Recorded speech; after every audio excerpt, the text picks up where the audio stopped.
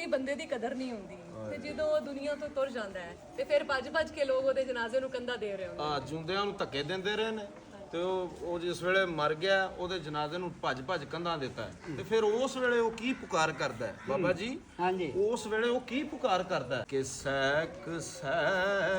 ਕੇ ਜਿਨ੍ਹਾਂ ਨੂੰ ਮਰ ਗਿਆ ਮੈਂ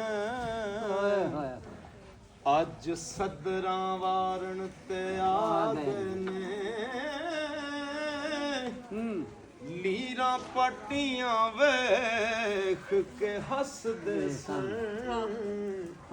ਅੱਜ ਕਫਨ ਸਵਾਰਨ ਤੇ ਆ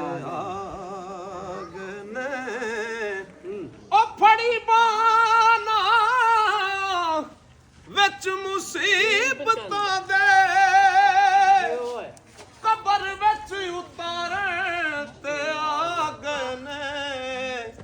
ਜਿੰਨਾ ਫੁੱਲਾਂ ਨੂੰ ਸੈਕ ਸਰਦਾਰ ਮੋਇਆ